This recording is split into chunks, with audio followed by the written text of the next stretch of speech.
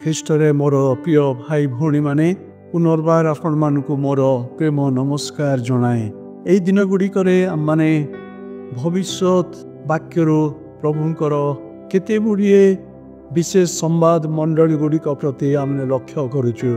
ଯୋହନ ତାଙ୍କର ସେବା କାର୍ଯ୍ୟରେ ବିଶ୍ୱସ୍ତତା ମଧ୍ୟରେ ଆଗେଇ ଯିବା ସମୟରେ ରୋମିଓମାନଙ୍କର ଅତ୍ୟାଚାର, ଆକ୍ରମଣ, ପ୍ରତିରୋଧ ମଧ୍ୟରେ ତାଙ୍କୁ ଯେଉଁ ପାତ୍ମୋସ ଦ୍ୱୀପକୁ ପଠାଗଲା, ଯଦ୍ୟପି ତାହା ଆକସ୍ମିକ ଥିଲା ଯୋହନଙ୍କର ପାଇଁ, କିନ୍ତୁ ତାହା ପଛରେ ଆମେ ଲକ୍ଷ୍ୟ କରୁଛୁ ଯେ ଈଶ୍ୱରଙ୍କର ସେ ଅନନ୍ତକାଳୀନ ଯୋଜନା ଥିଲା।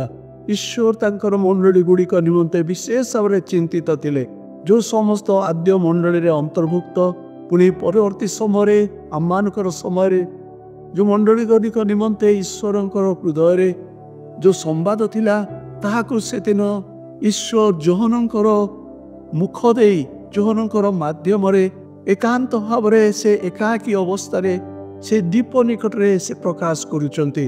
ଅନେକ ସମୟରେ ବନ୍ଧୁଗଣ, ଆମମାନଙ୍କର ଜୀବନର ଘଟଣା ଗୁଡ଼ିକୁ ଆମେ ଯଦ୍ୟପି ବୁଝିପାରିନଥାଉ, କିନ୍ତୁ ଯେତେବେଳେ ଆମମାନଙ୍କର ଜୀବନକୁ ଆମେ ପ୍ରଭୁଙ୍କର ହସ୍ତ ତଳେ ସମ୍ପୂର୍ଣ୍ଣ ଭାବରେ ସମର୍ପଣ କରିଦେଉ, ସେତେବେଳେ ଈଶ୍ୱର ତାଙ୍କର ଉଚ୍ଚତର ସଂକଳ୍ପକୁ ଆମମାନଙ୍କର ଜୀବନରେ, ପୁଣି ଆମମାନଙ୍କର ଜୀବନ ମାଧ୍ୟମରେ ସେ ପ୍ରକାଶ କରିଥାନ୍ତି। ସେଥିପାଇଁ ସେଦିନ ଯୋହନ ବିନା ବାଧାରେ, ବିନା ପ୍ରଶ୍ନରେ, ବିନା ଦ୍ୱୈଧାରେ ସେହି ଦ୍ୱୀପରେ ଈଶ୍ୱରଙ୍କର ନିକଟବର୍ତ୍ତୀ ହେବା ସମୟ ମଧ୍ୟରେ ଈଶ୍ୱର ଦର୍ଶନ ମାଧ୍ୟମରେ ଯୋହନକୁ ଯେଉଁ ସମସ୍ତ ବିଷୟ ଦେଖେଇଲେ, ଯେଉଁ ସମସ୍ତ ସମ୍ବାଦ ଗୁଡ଼ିକ ତାଙ୍କ ନିକଟରେ ପ୍ରକାଶ କଲେ, ତାହା ଆମେ ଏହି ଦିନ ଗୁଡ଼ିକରେ ଅଧ୍ୟୟନ କରୁଛୁ। ଗତ ସମୟରେ ଆମେ ପ୍ରଥମ ମଣ୍ଡଳୀ ବିଷୟ ଚିନ୍ତା କରୁଥିଲୁ। ଆଜି ଆମେ ଆଉ ଏକ ମଣ୍ଡଳୀ, ଯେଉଁ ମଣ୍ଡଳୀ କି ସେହି ସମୟରେ ଏସିଆ ମାଇନରର ପାଖାପାଖି ଅଞ୍ଚଳ ଗୁଡ଼ିକରେ ଏକତ୍ର ଭାବରେ ରହିଥିଲେ। ପାଉଲ ଯେତେବେଳେ କିଛି ସମୟ ଏଫିସିରେ ସେବା କାର୍ଯ୍ୟ କରୁଥିଲେ, ସେହି ସମୟ ମଧ୍ୟରେ ଏସବୁ ମଣ୍ଡଳୀ ଗୁଡ଼ିକ ପ୍ରତିଷ୍ଠିତ ହୋଇଥିଲା। ପରବର୍ତ୍ତୀ ସମୟରେ ସେ ମଣ୍ଡଳୀ ଗୁଡ଼ିକରେ ଅନେକ ପ୍ରକାର ପରିସ୍ଥିତି ସୃଷ୍ଟି ହେଲା। କେତେକ ମଣ୍ଡଳୀ ଆତ୍ମିକ ଜୀବନରେ ଦୁର୍ବଳ ହୋଇ ପଡ଼ିଲେ, କେତେକ ମଣ୍ଡଳୀ ତାଡ଼ନାର ମଧ୍ୟରେ ଗତି କଲେ।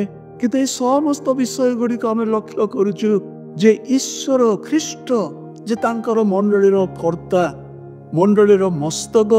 ଆଉ ଲେଖାଯାଉଛି ଯେ ଖ୍ରୀଷ୍ଟ ମଣ୍ଡଳୀ ମଧ୍ୟରେ ଗମନାଗମନ କରୁଥିବାରୁ ମଣ୍ଡଳୀ ମଧ୍ୟରେ ଆଭ୍ୟନ୍ତରୀଣ ଭାବରେ, ବାହିକ ଭାବରେ ଯେଉଁ ସମସ୍ତ ବିଷୟ ଗୁଡ଼ିକ ଘଟୁଥିଲା, ଖ୍ରୀଷ୍ଟ ସମସ୍ତ ବିଷୟ ଗୁଡ଼ିକ ସେ ଜାଣିପାରୁଥିଲେ।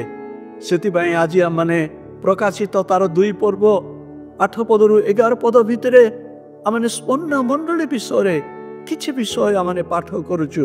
ଏହି ମଣ୍ଡଳୀ ବିଷୟରେ ଖ୍ରୀଷ୍ଟଙ୍କର କୌଣସି ଆପତ୍ତି ନଥିଲା, କୌଣସି ଅଭିଯୋଗ ନଥିଲା, ମାତ୍ର କେତେ ଗୁଡ଼ିଏ ବିଷୟ ଖ୍ରୀଷ୍ଟଙ୍କର ଦୃଷ୍ଟିକୁ ଆକର୍ଷଣ କରିଥିଲା, ଯେଉଁ ବିଷୟ ଗୁଡ଼ିକ ପାଇଁ ଖ୍ରୀଷ୍ଟ ସେଦିନ ଏହି ମଣ୍ଡଳୀକୁ ପ୍ରଶଂସା କରିଥିଲେ, ଉତ୍ସାହ ଦେଇଥିଲେ, ଯେପରି ସେହି ମଣ୍ଡଳୀ ଆହୁରି ଅଧିକରୁ ଅଧିକ ପରିମାଣରେ ସେମାନେ ବୃଦ୍ଧି ପ୍ରାପ୍ତ ହେବେ। ତେବେ ସ୍ମରଣା ମଣ୍ଡଳୀକୁ ଆମେ ଯଦି ଚିତ୍ରଣ କରୁ, ତେବେ ଏହି ମଣ୍ଡଳୀ ଥିଲା ଏକ ତାଡ଼ନା ପ୍ରାପ୍ତ ମଣ୍ଡଳୀ, ତାଡ଼ିତ ମଣ୍ଡଳୀ।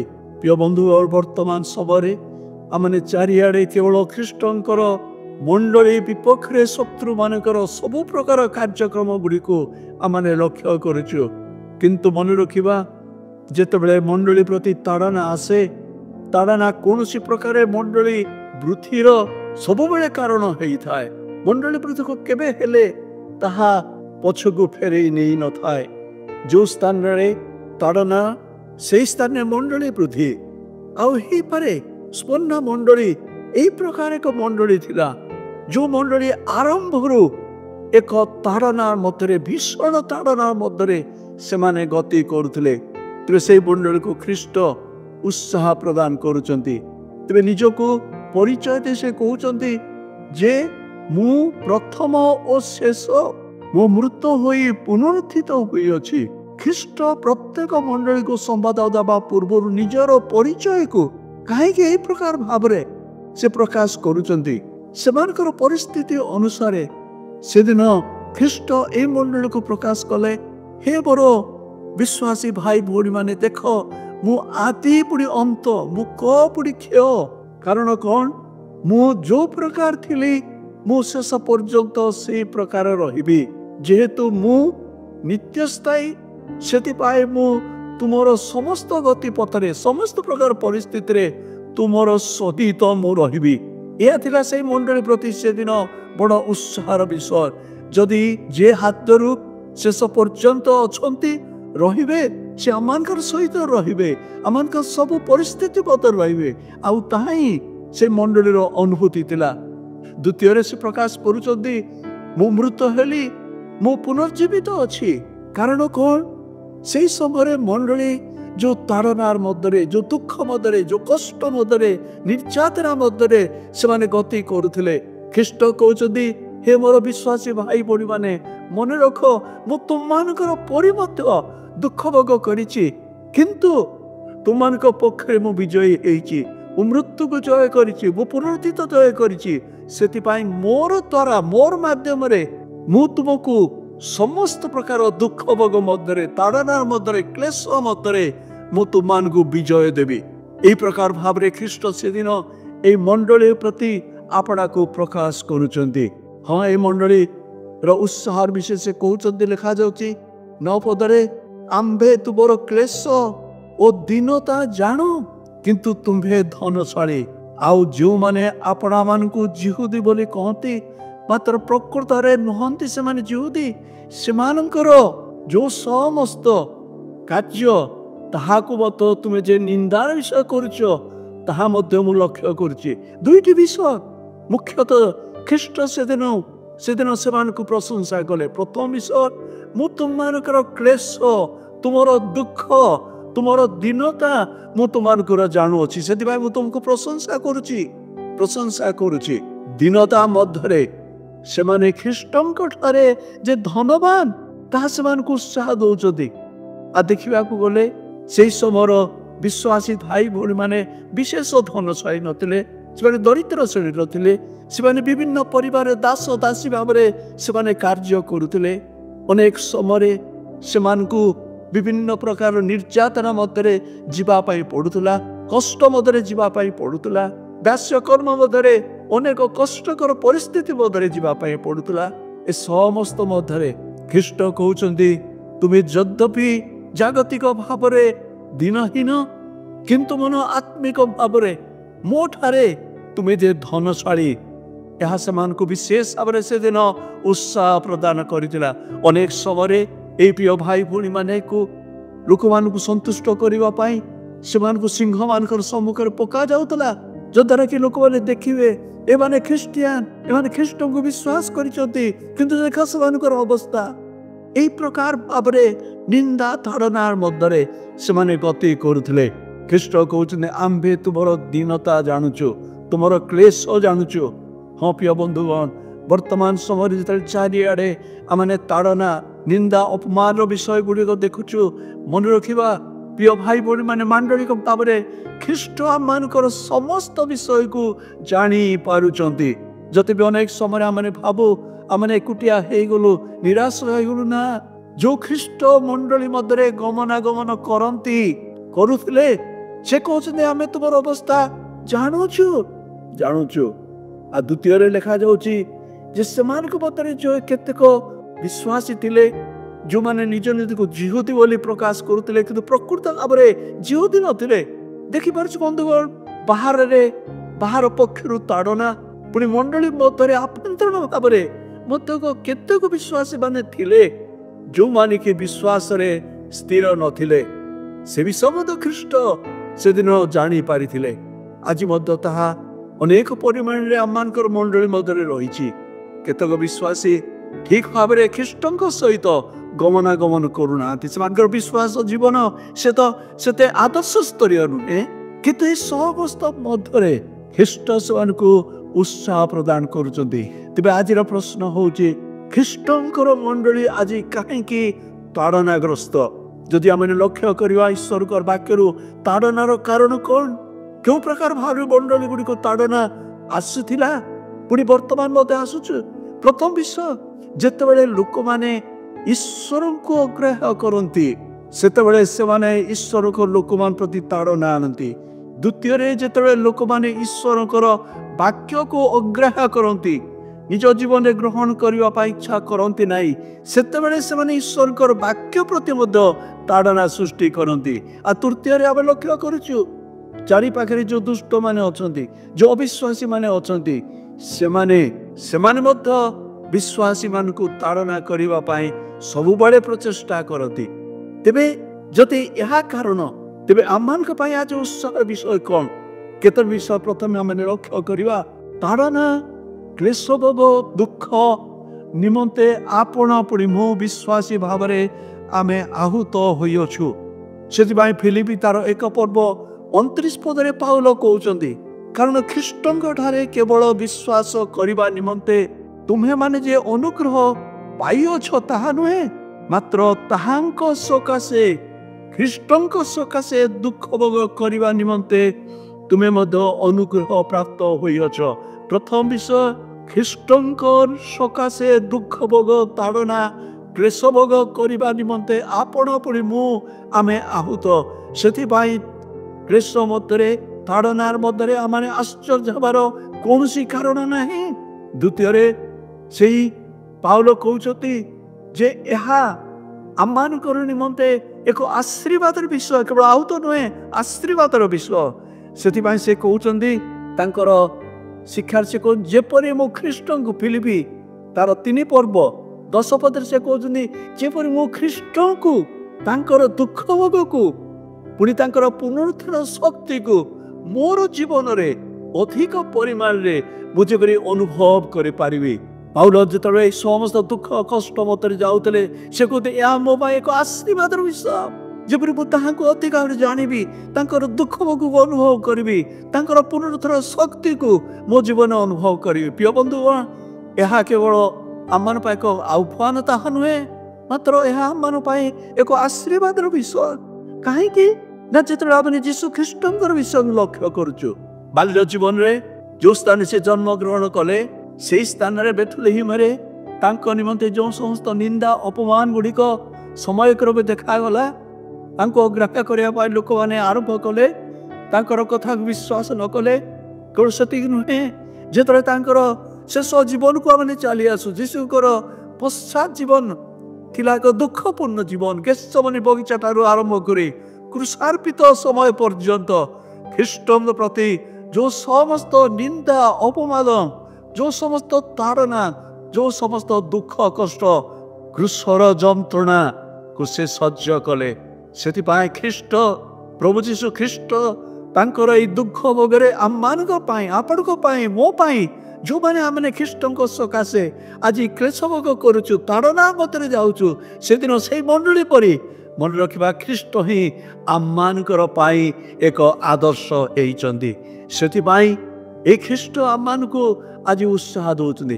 ଖ୍ରୀଷ୍ଟଙ୍କର ପୁନରୁତ୍ଥାନ ପରେ ପରେ ଆମେ ଦେଖୁଛୁ ପ୍ରେରିତମାନଙ୍କର ଜୀବନକୁ ଆରମ୍ଭରୁ ଶେଷ ପର୍ଯ୍ୟନ୍ତ ପ୍ରେରିତମାନେ କିପରି ଭାବରେ ସେମାନଙ୍କର ସେବା କାର୍ଯ୍ୟ ଯେତେବେଳେ ଆରମ୍ଭ କଲେ, ଆଗେଇ ନେଲେ, କ୍ରମାଗତ ଭାବରେ ସେମାନଙ୍କୁ ତାଡ଼ନା, ଦୁଃଖ, କଷ୍ଟ ମଧ୍ୟ ଦେଇ ଜେଲଖାନାରେ ସେମାନଙ୍କୁ ପକାଗଲା, ସେମାନଙ୍କୁ ପ୍ରହାର କରାଗଲା।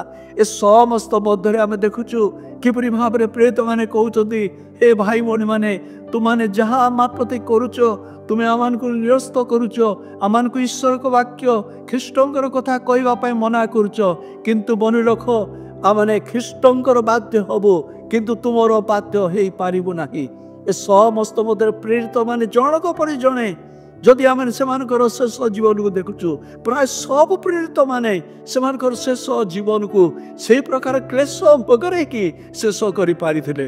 ତାଡ଼ନାକାରୀ ପ୍ରେରିତ ପାଉଲ ଯେତେବେଳେ ସ୍ତିଫାନଙ୍କର ମୃତ୍ୟୁକୁ ଦେଖୁଥିଲେ, ପ୍ରସ୍ତରାଘାତକୁ ଦେଖୁଥିଲେ, ଧାଇ ଯାଉଥିଲେ ଜେରୁସାଲେମକୁ ଖ୍ରୀଷ୍ଟିଆନ ମାନଙ୍କୁ, ଖ୍ରୀଷ୍ଟ ବିଶ୍ୱାସୀ ମାନଙ୍କୁ ଧରି ଆଣିବା ପାଇଁ, ଜେଲଖାନାରେ ଭର୍ତ୍ତି କରିଦେବା ପାଇଁ, ପ୍ରିୟ ବନ୍ଧୁଗଣ, ଆମେ ଲକ୍ଷ୍ୟ କରୁଛୁ ସେହି ପ୍ରେରିତ ପାଉଲ ଯେତେବେଳେ ଖ୍ରୀଷ୍ଟଙ୍କୁ ବ୍ୟକ୍ତିଗତ ଭାବରେ ଜାଣିଲେ, ସେଦିନ ଖ୍ରୀଷ୍ଟ ତାଙ୍କୁ କହିଲେ, ପାଉଲ, ମୋ ନିମନ୍ତେ ତୁମକୁ କେତେ ଯେ ଦୁଃଖ ଭୋଗ କରିବା ପାଇଁ ପଡ଼ିବ ତାହା ମୁଁ ତୁମକୁ ଜଣେଇବି। ପ୍ରେରିତ ପାଉଲଙ୍କର ଜୀବନକୁ ଯେତେବେଳେ ଆମେ ଲକ୍ଷ୍ୟ କରୁଛୁ, କେତେ କେତେ ପ୍ରସ୍ତରାଘାତ, କେତେ ପ୍ରକାର ଦୁଃଖ କଷ୍ଟ ମଧ୍ୟ ଦେଇ ମୃତ୍ୟୁର ସମ୍ମୁଖୀନ ବାରମ୍ବାର ବାରମ୍ବାର ବାରମ୍ବାର ବିଭିନ୍ନ ନିଜର ଲୋକମାନଙ୍କ ଠାରୁ ବିଜାତୀୟ ମାନଙ୍କ ଠାରୁ ସେ କହୁছে ବିଜାତୀୟ ମାନଙ୍କ ଠାରୁ ମୋର ନିଜର ଲୋକମାନଙ୍କ ଠାରୁ। କିନ୍ତୁ ଏ ସମସ୍ତ ଦୁଃଖ କଷ୍ଟ ତାଡ଼ନାର ମଧ୍ୟରେ ଯେତେବେଳେ ଆମେ ପାଠ କରୁଛୁ ପ୍ରଥମ କରନ୍ତି ଦ୍ୱିତୀୟ କରନ୍ତି ପତ୍ର ଗୁଡ଼ିକରେ ପ୍ରାୟ ପ୍ରତ୍ୟେକ ପତ୍ର ଗୁଡ଼ିକରେ ସେ କ୍ରମାଗତ ଭାବରେ ଲେଖି ଯାଉଛନ୍ତି ଆମେ ଚାରି ପାଖରୁ ଆମେ ଆଜି ଚାପି ହେଇ ପଡ଼ିଛୁ, ଚାରି ପାଖରୁ ତାଡ଼ନାଗ୍ରସ୍ତ ହେଇଛୁ, କିନ୍ତୁ ଆମେ ଅଧପତିତ ନୁହଁ। ଆମେ ଖ୍ରୀଷ୍ଟଙ୍କର ମୃତ୍ୟୁ ଭୋଗକୁ ଆମଙ୍କର ଶରୀର ମଧ୍ୟରେ ଗ୍ରହଣ କରୁଛୁ। ହବ୍ୟ ବନ୍ଧୁଗଣ ସଂକ୍ଷେପରେ ଆମେ ଚିନ୍ତା କରୁଛୁ এই ପ୍ରକାର ଭାବରେ ଆଦ୍ୟ ମଣ୍ଡଳୀରେ ଯେତେବେଳେ ତାଡ଼ନା ବୃଦ୍ଧି ପାଉଥିଲା, ବର୍ତ୍ତମାନ ଆମେ ସ୍ମରଣା ମଣ୍ଡଳୀର ଭାଇ ଭଉଣୀମାନଙ୍କୁ ବିଶ୍ୱାସୀ ମାନଙ୍କୁ ସେଇ ପ୍ରକାର ତାଡ଼ନା ମଧ୍ୟରେ ଗତି କରିବାକୁ ଆମେ ଲକ୍ଷ୍ୟ କରୁଛୁ। କିନ୍ତୁ ଏ ସମସ୍ତ ମଧ୍ୟରେ ଆମେ ପାଠ କରୁଛୁ 10 ପଦରେ ଖ୍ରୀଷ୍ଟ କହୁଛନ୍ତି ଯେଉଁ ସବୁ ଦୁଃଖ ଭୋଗ କରିବାକୁ ତୁମେ ଯାଉଅଛ ସେ ସବୁକୁ ତୁମେ ଭୟ କର ନାହିଁ। ଦେଖ ତୁମମାନଙ୍କର ପରୀକ୍ଷା ନିମନ୍ତେ ଶୈତାନ ତୁମମାନଙ୍କର ମଧ୍ୟରୁ କାହାରିକୁ ତୁମେ ମରଣ ପର୍ଯ୍ୟନ୍ତ ଯଦି ବିଶ୍ୱସ୍ତ ରହିବ ତେବେ ତୁମେ ସେଇ ଜୀବନ ରୂପକ ପୁରସ୍କାର ପାଇବ। ଯେଉଁ ସମସ୍ତ ତାଡ଼ନା ମଧ୍ୟରେ କ୍ଲେଶ ମଧ୍ୟରେ ସେମାନେ ଗତି କରୁଥିଲେ ସେଇ ସମୟରେ ଆମେ ଦେଖୁଛୁ ଯୋହନଙ୍କର ଜଣେ ଅତି ନିକଟତମ ଶିଷ୍ୟ ବିଶପ କାଲିପସ ତାଙ୍କ ବିଷୟରେ ଲେଖାଯାଏ ଜୀବନର ଶେଷ ପର୍ଯ୍ୟନ୍ତ ସେ ଖ୍ରୀଷ୍ଟଙ୍କର ସାକ୍ଷ୍ୟ ବହନ କରିବାରେ ବିଶ୍ୱସ୍ତ ଥିଲେ। ରୋମିଓ ସମ୍ରାଟ ସାମ୍ରାଜ୍ୟର ସମସ୍ତ କର୍ମକର୍ତ୍ତା ମାନେ ତାଙ୍କୁ ବାରମ୍ବାର ଧମକ ଦଉଥିଲେ ଖ୍ରୀଷ୍ଟଙ୍କୁ ଅସ୍ୱୀକାର କରି ଯେପରି ସେମାନେ କାଇସରଙ୍କର ମୂର୍ତ୍ତିକୁ ଯେପରି ସେମାନେ ପୂଜା କରିବେ, କିନ୍ତୁ ବିଶପ ସେଥିରେ ସମ୍ମତ ନଥିଲେ। ବାରମ୍ବାର ତାଙ୍କ ପ୍ରତି ତାଡ଼ନା ଆସିଲା, ଭୟଭୀତ କରାଗଲା, ସେମାନଙ୍କୁ କୁହାଗଲା ଯଦି ତୁମେ ଖ୍ରୀଷ୍ଟଙ୍କୁ ଅସ୍ୱୀକାର କରିବ, କାଇସରଙ୍କର ମୂର୍ତ୍ତିକୁ ଉପାସନା କରିବ, ପୂଜା କରିବ, ସମ୍ମାନ ଦେବ, ତେବେ ଆମେ ତୁମକୁ ମୁକ୍ତ କରିବା। କିନ୍ତୁ ସେ କହିଲେ ନା, ମୁଁ ଖ୍ରୀଷ୍ଟିଆନ, ମୁଁ ଖ୍ରୀଷ୍ଟଙ୍କୁ ବିଶ୍ୱାସ କରିଛି, ଯଦି ତୁମେ ଅସ୍ୱୀକାର ନ କରିବ ତୁମକୁ ଆମେ ସିଂହମାନଙ୍କର ଗାତରେ ପକେଇଦେବା, ସିଂହମାନଙ୍କର ସମ୍ମୁଖରେ ଆମେ ଫିଙ୍ଗିଦେବା, ନଚେତ ତୁମକୁ ଆମେ ଅଗ୍ନିରେ ଧ୍ୱଂସ କରିବା। ଏ ସମସ୍ତ ମଧ୍ୟରେ ବିଶପ ସେଦିନ ସ୍ଥିର ରହିଥିଲେ। ସେ କହିଲେ ଯାହା ତୁମେ ମୋତେ କରିବା ପାଇଁ ଚାହୁଁଛ ମୋ ପ୍ରତି କର, କିନ୍ତୁ ମୁଁ ଖ୍ରୀଷ୍ଟଙ୍କୁ ଅସ୍ୱୀକାର କରିବି ନାହିଁ। ଶେଷରେ ସେମାନେ ତାଙ୍କୁ ଅଗ୍ନିରେ ଦଗ୍ଧ କରିଥିଲେ। କିନ୍ତୁ ତା ପୂର୍ବରୁ ସେ ଗୋଟିଏ କଥା ସେମାନଙ୍କୁ ସେଦିନ କହିଥିଲେ, ଯେଉଁ ଅଗ୍ନିରେ ତୁମେ ମୋତେ ଦଗ୍ଧ କରିବା ପାଇଁ ଯାଉଛ, ମନେ ରଖ ଅଳ୍ପ ସମୟ ପରେ, କିଛି ସମୟ ପରେ ସେ ଅଗ୍ନି ଲିଭିଯିବ, କିନ୍ତୁ ତୁମେ ଯେ ଅବିଶ୍ୱାସୀ, ମନେ ରଖ ଅବିଶ୍ୱାସୀ ମାନଙ୍କର ପାଇଁ ଖ୍ରୀଷ୍ଟ ଯେଉଁ ଅନନ୍ତକାଳୀନ ଅଗ୍ନି ରଖିଛନ୍ତି ତାହା କେବେ ହେଲେ ନିର୍ବାପିତ ହବ ନାହିଁ। ଏହି କଥା କହିସାରିଲା ପରେ ସେମାନେ ଅତ୍ୟଧିକ ଭାବରେ କ୍ରୋଧାନ୍ୱିତ ହୋଇ ଏହି ବିଷଙ୍କୁ ସେମାନେ ଅଗ୍ନିରେ ଧ୍ୱଂସ କରିଥିଲେ। ପ୍ରିୟ ବନ୍ଧୁଗଣ, ଏହି ପ୍ରକାର ଏକ ପରିସ୍ଥିତି ମଧ୍ୟରେ ସ୍ୱର୍ଣ୍ଣମଣ୍ଡଳୀ ଗତି କରୁଥିଲେ। କେବଳ ସେତିକି ନୁହେଁ, ମାତ୍ର ଖ୍ରୀଷ୍ଟ ଦେଖିଥିଲେ ହେ ବିଶ୍ୱାସୀ ଭାଇ ଭଉଣୀ ମାନେ, ଯେଉଁ ସମସ୍ତ ମଧ୍ୟରେ ତୁମେ ଯାଉଛ ତାହା ସତ, କିନ୍ତୁ ମନେ ରଖ ଆଗରେ ଆଗାମୀ ଦିନ ଗୁଡ଼ିକରେ ତୁମମାନଙ୍କ ନିମନ୍ତେ ଆହୁରି ଅଧିକ କ୍ଲେଶ ରହିଛି, ଅଧିକ ତାଡ଼ନା ରହିଛି, ଅଧିକ କଷ୍ଟ ରହିଛି। ସେଥିପାଇଁ ତୁମେ ଭୟଭୀତ ହୁଅ ନାହିଁ। ଆଉ ଏକ ଉତ୍ସାହର ବିଷୟ, ତୁମେ ଭୟଭୀତ ହୁଅ ନାହିଁ, କାରଣ ଦେଖ ମୁଁ ପୁନରୁତ୍ଥିତ, ମୃତ୍ୟୁକୁ ଜୟ କରିଛି, ମୁଁ ତୁମ ସହିତ ଅଛି, ମୁଁ ତୁମକୁ ବିଜୟ ପ୍ରଦାନ କରିବି, ଭୟ କର ନା। ତେବେ ଲେଖାଯାଉଛି 10 ପଦରେ ଶୈତାନ ତୁମମାନଙ୍କୁ ବିଭିନ୍ନ ପ୍ରକାର ଭାବରେ ଏଇ ତାଡ଼ନାର ପଥରେ, ଏଇ କ୍ଲେଶ ମଧ୍ୟରେ ତୁମମାନଙ୍କୁ କ'ଣ କରିବ ନା ସେ ପରୀକ୍ଷା କରିବ। ପ୍ରିୟ ବନ୍ଧୁ ମନେ ରଖିବା, ଯେଉଁ ତାଡ଼ନାର ମଧ୍ୟରେ ବର୍ତ୍ତମାନ ଆମେ ଯାଉଛୁ, ଏ ସମସ୍ତ ବିରୋଧୀ ଲୋକମାନଙ୍କର ପଛରେ କେହି ନାହାନ୍ତି, ମାତ୍ର ଶୈତାନ ରହିଛି। କିନ୍ତୁ ମନେ ରଖିବା, ଶୈତାନ ଠାରୁ ଅଧିକ ବଳବାନ ଖ୍ରୀଷ୍ଟ, ପୁନରୁତ୍ଥିତ ଖ୍ରୀଷ୍ଟ, ସେ ଆପଣଙ୍କର ସଙ୍ଗରେ, ସେ ମୋର ସଙ୍ଗରେ ଅଛନ୍ତି। ଲେଖାଯାଉଛି ସେଦିନ ତୁମମାନଙ୍କୁ ସେମାନେ କାରାଗାରରେ ସେମାନେ ପକେଇ ଦେବେ। କିନ୍ତୁ ଲେଖାଯାଉଛି ଯୋହନଙ୍କ ମୁଖ ଦେଇ ଖ୍ରୀଷ୍ଟ କହୁଛନ୍ତି ତୁମେ କେବଳ 10 ଦିନ ରହିବ, ଅର୍ଥାତ୍ ଯେଉଁ ସମସ୍ତ କ୍ଲେଶ ଭୋଗ ମଧ୍ୟ ଦେଇ ତୁମକୁ ଯିବା ପାଇଁ ପଡ଼ିବ ତାହାର ସୀମାକୁ ମୁଁ ନିରୂପଣ କରିଛି। 10 ଦିନ ଠାରୁ 12 ଦିନ ହେବ ନାହିଁ।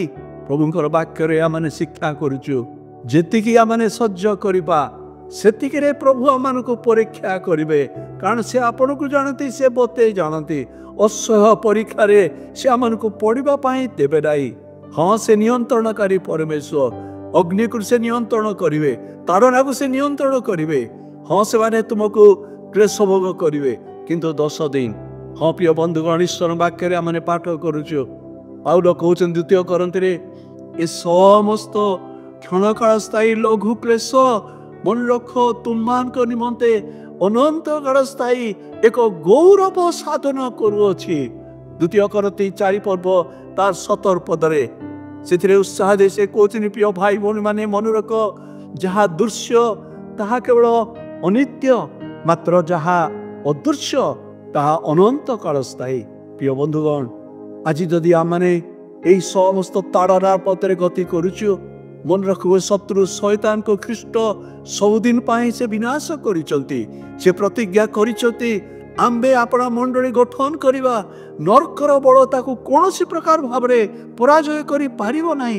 ପ୍ରିୟ ବନ୍ଧୁଗଣ, ଆମେ ବର୍ତ୍ତମାନ ସମୟରେ ଦେଖିପାରୁଛୁ ବିଭିନ୍ନ ମିଶନ କ୍ଷେତ୍ର ଗୁଡ଼ିକରେ ତାଡ଼ନାର ମଧ୍ୟରେ ଆଜି ବିଭିନ୍ନ ପ୍ରକାର ସଭା ସମିତି ଗୁଡ଼ିକ ଅନେକ ସଂଖ୍ୟାରେ ଭାଇ ଭଉଣୀମାନଙ୍କ ଦ୍ୱାରା, ବିଶ୍ୱାସୀ ଭାଇ ଭଉଣୀମାନଙ୍କ ଦ୍ୱାରା ଆଜି ସମଷ୍ଟିଗତ ଭାବରେ ଆଗେଇ ଚାଲିଛି। ଏଇ ଗତ ସପ୍ତାହରେ ଆମେ ଦେଖୁଥିଲୁ ମୟୂରଭଞ୍ଜ ଜିଲ୍ଲାରେ ଚାରିଆଡ଼େ ଜଙ୍ଗଲ କ୍ୟାମ୍ପ ଗୁଡ଼ିକ ଦ୍ୱାରା ଭାଇ ଭଉଣୀମାନେ ପ୍ରଭୁଙ୍କର ବାକ୍ୟ ଶୁଣିବାର ସୁଯୋଗ ପାଉଛନ୍ତି। ଯଦ୍ୟପି ସେମାନଙ୍କର ହୃଦୟ ମଧ୍ୟରେ, ମନ ମଧ୍ୟରେ ଅନେକ ଭୟ ରହିଛି, ତାଡ଼ନାର ଭୟ ରହିଛି, କିନ୍ତୁ ସେମାନେ କହିଲେ, ନା, ଯାହା କିଛି ଆସୁନା କାହିଁକି, ଯେଉଁ ଖ୍ରୀଷ୍ଟକୁ ଆମେ ବିଶ୍ୱାସ କରିଛୁ ସେ ଆମମାନଙ୍କୁ ଦୁଃଖ ଭୋଗ କରିବା ନିମନ୍ତେ ମଧ୍ୟ ଆହ୍ୱାନ କରିଛନ୍ତି। ପ୍ରିୟ ବନ୍ଧୁଗଣ, ଖ୍ରୀଷ୍ଟ ତାଙ୍କର ମଣ୍ଡଳୀ ଗଠନ କରୁଛନ୍ତି, ବୃଦ୍ଧି କରୁଛନ୍ତି। ଯେଉଁ ସ୍ଥାନରେ ତାଡ଼ନା, ସେହି ସ୍ଥାନରେ ମଣ୍ଡଳୀ ବୃଦ୍ଧି ପାଇବ ହିଁ ପାଇବ। ମନେ ରଖିବା, ଯଦି ଆପଣଙ୍କର ଜୀବନରେ, ମୋର ଜୀବନରେ, ଆପଣଙ୍କର ମଣ୍ଡଳୀରେ, ମୋର ମଣ୍ଡଳୀରେ ଆମେ ତାଡ଼ନାର ମଧ୍ୟରେ, କ୍ଲେଶ ମଧ୍ୟରେ ଖ୍ରୀଷ୍ଟଙ୍କ ସକାଶେ ଆମେ ଦୁଃଖ ଭୋଗ କରୁନା, ତେବେ ହୁଏତ ଆମମାନଙ୍କର ଖ୍ରୀଷ୍ଟୀୟ ଜୀବନରେ, ଖ୍ରୀଷ୍ଟ ବିଶ୍ୱାସରେ କିଛି ନା ବିଷୟ ରହିଯାଇଛି। ସେଥିପାଇଁ ଆମେ ମନେ ରଖିବା ଯେ ଖ୍ରୀଷ୍ଟ ଆମମାନଙ୍କୁ ଏଥି ନିମନ୍ତେ ପୂର୍ବରୁ, ପ୍ରଭୁ ଯୀଶୁ ପୂର୍ବରୁ ଆମମାନଙ୍କୁ ସେଥିପାଇଁ ସଚେତନ କରିଛନ୍ତି।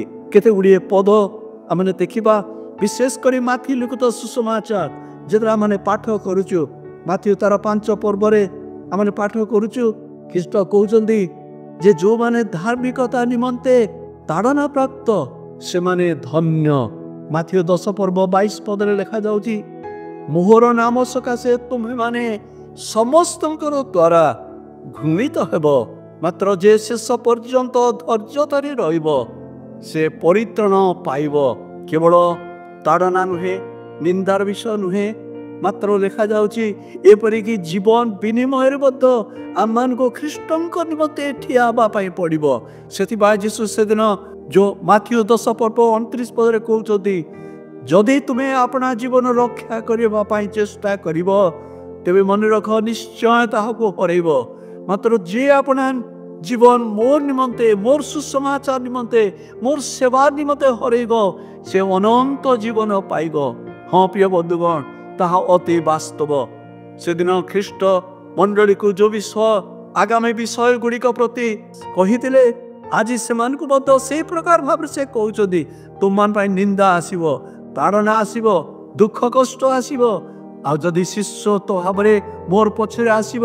କେତେ ସୁନ୍ଦର ଭାବରେ ସେଦିନ ଯୀଶୁ ଶିଷ୍ୟମାନଙ୍କୁ କହିଥିଲେ ମାଥି ତାର 19 ପର୍ବ 29 ପଦରେ, ଯଦି ତୁମେ ମୋର ପଛରେ ଆସିବା ପାଇଁ ଚାହୁଁଛ, ଯଦି କେହି ମୋର ନାମ ସକାଶେ ଗୃହ କି ଭ୍ରାତା କି ଭଗ୍ନୀ, ପିତା କି ମାତା, ସନ୍ତାନ ସନ୍ତତି, ଭୂମି ଇତ୍ୟାଦି ଯଦି ପରିତ୍ୟାଗ ନ କରେ, ତେବେ ସେ କୌଣସି ପ୍ରକାରେ ଅନନ୍ତ ଜୀବନର ଅଧିକାରୀ ହେବ ନାହିଁ।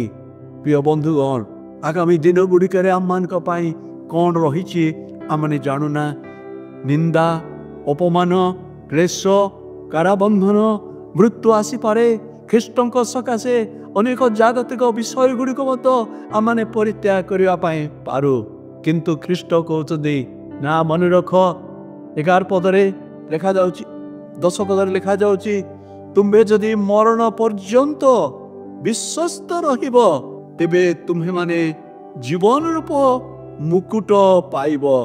ଯଦି ତୁମେ ଶେଷ ପର୍ଯ୍ୟନ୍ତ ଧୈର୍ଯ୍ୟ ଧରି ରହିବ ତେବେ ତୁମ୍ଭେମାନେ ଅକ୍ଷୟ ମୁକୁଟ ପାଇବ ଶେଷ ପର୍ଯ୍ୟନ୍ତ। ହଁ ପ୍ରିୟ ବନ୍ଧୁଗଣ, ଆମେ ଯେତେବେଳେ ଖ୍ରୀଷ୍ଟଙ୍କୁ ଦେଖୁଛୁ, ତାଙ୍କର ପ୍ରତିଜ୍ଞା ସକଳକୁ ଦେଖୁଛୁ, ଆଜି ଆମମାନଙ୍କ ପ୍ରତି ଉତ୍ସାହ ଆସୁଛି। ଯେଉଁ ଖ୍ରୀଷ୍ଟ ଆପଣଙ୍କୁ ପଡ଼ି ମୋତେ ବିଶ୍ୱାସ କରିବା ନିମନ୍ତେ ଆହ୍ୱାନ କଲେ, ସେହି ଖ୍ରୀଷ୍ଟ ଆମମାନଙ୍କୁ ତାଙ୍କର ସକାଶେ ଦୁଃଖ ଭୋଗ କରିବାକୁ, ତାଙ୍କର ସକାଶେ ସମସ୍ତ ପରିତ୍ୟାଗ କରିବାକୁ, ତାଙ୍କର ନିମନ୍ତେ ବିଶ୍ୱସ୍ତ ସାକ୍ଷୀ ହେବାକୁ ଶେଷ ପର୍ଯ୍ୟନ୍ତ ଆହ୍ୱାନ କରୁଛନ୍ତି। ଆମମାନେ ବର୍ତ୍ତମାନ ସମୟର ଦୁଃଖ ଭୋଗରେ, କ୍ଲେଶ ଭୋଗରେ, ତାଡ଼ନାର ବତାରେ ପ୍ରିୟ ବନ୍ଧୁଗଣ ଆମମାନେ ହାରି ନ ଯାଉ। ଖ୍ରୀଷ୍ଟ କହୁଛନ୍ତି ଯେ ଶେଷ ପର୍ଯ୍ୟନ୍ତ ଧୈର୍ଯ୍ୟ ଧରି ରହିବ ସେ ପାଇବ। ଆମମାନେ ଧୈର୍ଯ୍ୟ ହରା ନ ହଉ, କାରଣ ଖ୍ରୀଷ୍ଟଙ୍କର ମଣ୍ଡଳୀ ଆଜି ବୃଦ୍ଧି ପାଉଛି। ଖ୍ରୀଷ୍ଟ ବିଶ୍ୱାସୀ ମାନେ ବୃଦ୍ଧି ପାଉଛନ୍ତି। ଆପଣ ପୁଣି ମୁଁ ଜୀବନରେ ଯାହା କିଛି ଆସୁନା କାହିଁକି, ଆଜି କ'ଣ ଆମେ ଖ୍ରୀଷ୍ଟଙ୍କୁ କହିବା, ପ୍ରିୟ ପ୍ରଭୁ ତୁମେ ମୋତେ ସାହାଯ୍ୟ କର ଏ ସମସ୍ତ ମଧ୍ୟ ଦେଇ ଗଲାବେଳେ, ଯେପରି ମୁଁ ତୁମକୁ ଜୀବନରେ କେବେ ହେଲେ ଅସ୍ୱୀକାର କରିବି ନାହିଁ। କାରଣ ଯୀଶୁ କହିଲେ, ଯିଏ ମୋତେ ଲୋକମାନଙ୍କର ସାକ୍ଷାତରେ ଅସ୍ୱୀକାର କରିବ, ସେଦିନ ମୋ ପିତାଙ୍କର ସମ୍ମୁଖରେ ମଧ୍ୟ ତାହାକୁ ଅସ୍ୱୀକାର କରିବି। ପ୍ରିୟ ବନ୍ଧୁଗଣ, ଆସନ୍ତୁ ଦୁଃଖ ଭୋଗରେ, କ୍ଲେଶ ଭୋଗରେ, ତାଡ଼ନାର ମତରେ, ନିନ୍ଦା ଅପମାନ ମତରେ ସେଦିନ ସେହି ମଣ୍ଡଳୀ ଯେପରି ଶେଷ ପର୍ଯ୍ୟନ୍ତ ସ୍ଥିର ହେଇ ରହିଲେ, ଆପଣ ପୁଣି ମୁଁ, ଆପଣଙ୍କ ମଣ୍ଡଳୀ ପୁଣି ମୋର ମଣ୍ଡଳୀ ଯେପରି ଶେଷ ପର୍ଯ୍ୟନ୍ତ ଆମେ ସ୍ଥିର ହେଇ ରହିବା। ପ୍ରଭୁ ଆମମାନଙ୍କୁ ସାହାଯ୍ୟ କରନ୍ତୁ। ଆମେନ୍।